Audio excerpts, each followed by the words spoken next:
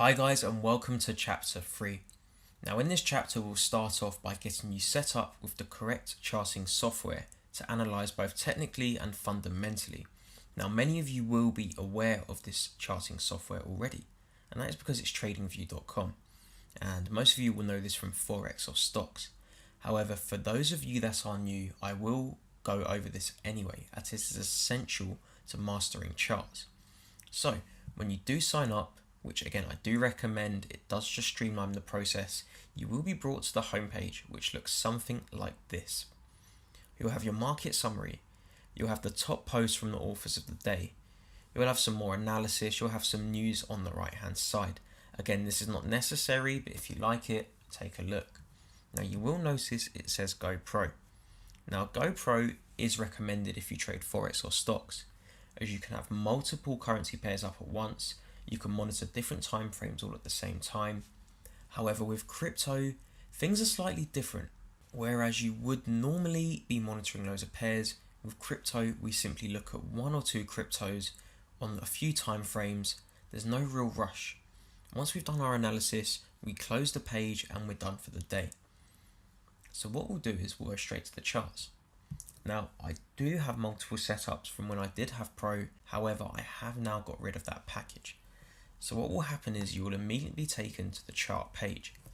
Now yours may look a little different to mine, as it may be your first time opening this. And what you may have is some indicators, a grid chart, there may be all kinds of unnecessary stuff on the page. So to start off, just simply right click anywhere where the chart is not, go to remove, and then just remove all drawing tools, or if you have indicators, remove the indicators as well. Now we have that, we have a bit of a cleaner chart. Now one thing you can do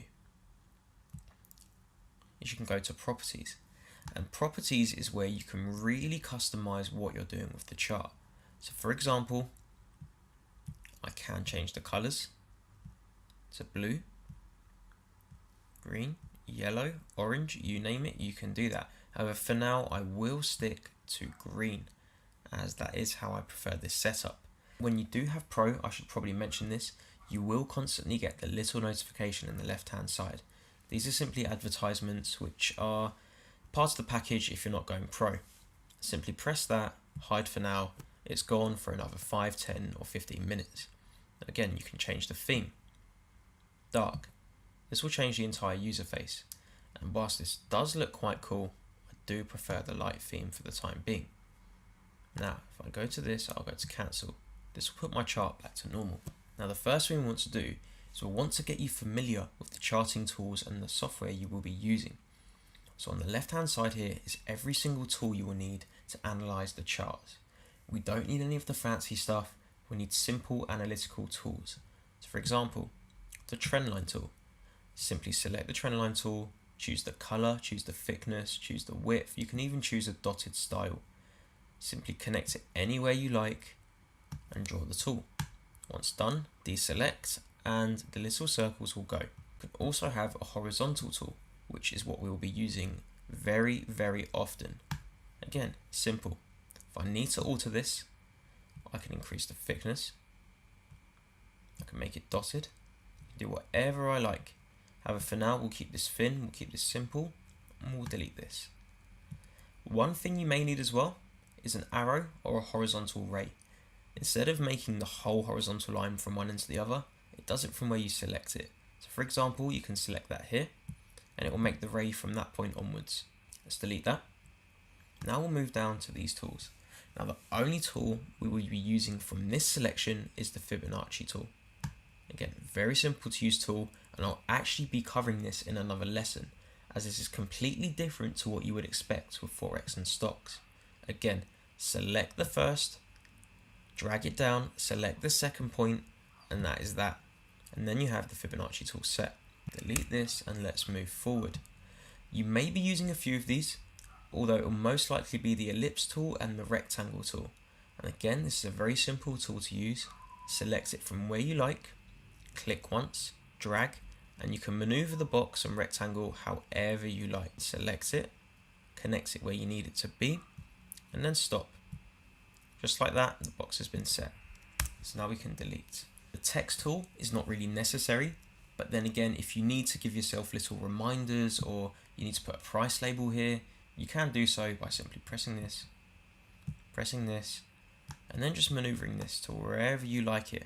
And this will update the price depending on where you drag it. So again, if you need a little notification here, you can then double click this and select the price you want. 3,500 as an example. So this is all down to you and personal preference. So what I'll mention now is we may need the long and short position tool or the forecast tool, but to be honest, it's not likely we'll ever need these. We're going to stick to mostly the line tools and the Fibonacci and the box tools. This has popped up, simply delete and it will go. Down here we have the more funky stuff which isn't necessary. You don't really need icons. You don't need the measuring tools. You may need the magnifying tool, but you can simply do that by moving the mouse to the bottom of the page. From here you can zoom in, you can zoom out, you can move left and right, and you can even make the chart extremely small by moving your mouse in and out on the chart page. By simply dragging this up and down, you can increase the length of the chart. I like mine nice and wide, so I'll leave it just like this. On the top, we have more features, like the time frame. You can choose the format of chart you have. Again, you could easily make this a line tool. You could make this a bar chart, like a candlestick. You could even make these areas, baselines, and line breaks. Again, not needed. We're sticking with candlesticks for this segment. If you press the settings, it just brings up the same setting bar again, so don't worry about this. Here is where you'll find the indicators. So by pressing this, you're able to search for every single indicator TradingView has to offer. And surprisingly, there's a lot. Again, we won't need this for now. If you want to go back and forth, simply press this and undo all of your changes. And then here is where you can save your chart. So you can load a future chart. So I have a lot of selections here from the Forex days. However, I do have Ripple and I do have Bitcoin. If I need to change, I'll simply click on one of these and then change the chart to a crypto chart. So now we move on to this side. This is where, again, you don't need this stuff, but it's good to have a little look. So you have the watch list, where you can check all of the pairs you like. You can put them all into one little watch list. You can have alarms and alerts on certain prices. Again, not needed at all. If you scroll down, you've got stuff like hot lists, data window, calendar, and my ideas. Then you have the social side, where you can get involved in public chats, or even, I believe there's a news section. There's notifications of public news, you name it, you can most likely do it on this software. Now, the one final feature that we will mention before we actually go straight into the analysis is this, and that is the screenshot tool, one of my personal favorite tools. Now, if you select this, you can go to save image, and this will bring up a high quality screenshot of your image. All you have to do is right click and save this image as to your computer. Now, if we go back to the chart, you can actually see Bitcoin soaring right now, and it has just broken all-time highs. But what we can do is simply change to any crypto we want from this little bar here. So for example, FUSD. Now, the charts we work with are usually always Kraken charts, unless stated. From here, we can easily switch chart and save it if we need to. So if I save this now, the next time I load the Ripple USD, the Ether chart will open instead of the Bitcoin. And just like that, we're now at the Ether chart. So I can do this for all of the other Forex pairs as well. So I do need to get around to that eventually. So guys, that is all for this lesson. Again, please rewind, take notes, and make sure you fully understand this before we move to the next concept. Although throughout the lessons, you will gain the experience to become a master of this anyway. Now guys, let's move to the good part. See you in the next lesson.